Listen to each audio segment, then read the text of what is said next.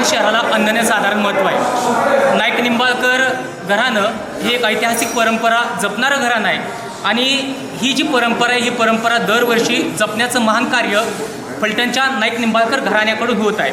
आणि याच फलटणच्या नाईक निंबाळकर घराण्याकडून आज फलटणच्या ऐतिहासिक भूमीमध्ये श्री जगद्गुरू संत ज्ञानेश्वर माऊलींच्या पालखीचं ऐतिहासिक स्वागत झालं.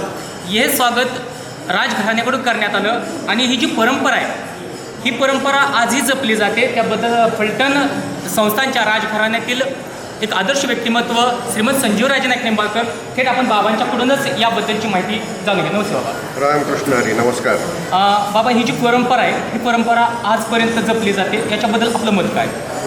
ही फार जुनी परंपरा आहे. म्हणजे ज्ञानेश्वर महाराजांचा पालखी सोहळा सुरू होण्यापूर्वीसुद्धा ज्ञानेश्वर महाराजांची पिताश्रीसुद्धा विठ्ठलपंत हे त्या काळामध्ये आषाढी वारी करत होते. त्यांच्यानंतर ज्ञानेश्वर महाराज स्वतः त्यांच्यानंतर अनेक काळ दरवर्षी आषाढी वारीची ही परंपरा गेल्या अनेक शतकांपासून आहे आणि नेहमीच्या आषाढी वारीचं ह्या ठिकाणी फलटणमध्ये उत्साहाने स्वागत होतं.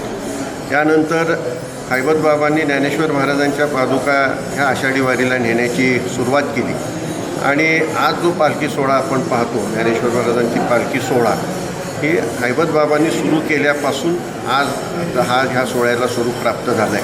हैबतबाबा हे ग्वाल्हेरला अंकलीकर शितोळे सरकारांच्या पदरी होते आणि तिथून ते निवृत्त झाल्यावरही त्यांना दृष्टांत झाल्यामुळे त्यांनी हा पालखी सोहळा चालू केला. त्यावेळेला पादुका गळ्यात घालून ते येत होते. नंतर पालखी यानंतर आजचा आपण सोहळा पाहतो. ग्वाल्हेरकर शिंदे सरकारांनी सुद्धा त्यांना मोठं सहकार्य केलं आणि आजही अंकलीकरांचं फार मोठं सहकार्य त्या ठिकाणी असतं.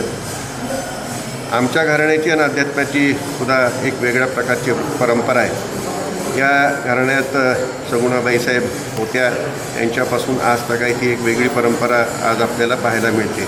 माझी आजी श्रीमंत लक्ष्मीदेवी राणेसाहेब यांनी परंपरा ही आणखी वाढवली आणि ज्ञानेश्वर महाराजांचं मंदिर देखील फलटणमध्ये आपल्याला पाहायला मिळतं. अत्यंत सुंदर त्या ठिकाणी ज्ञानेश्वर महाराजांची मूर्ती रोज त्याची पूजा अर्चा होत असते आणि एक फलटणकरांचं भाग्य आहे की हा पालखी सोहळा फलटणमधून जातो आणि तेव्हापासून आज तक आहे राजवाड्याच्या समोर राम मंदिरासमोर पालखीचं स्वागत करण्यात असं आणि तशीच परंपरा आजही आपण पाहिली असेल आणि इथून पुढंसुद्धा या ठिकाणी अशीच परंपराही सुरू राहील.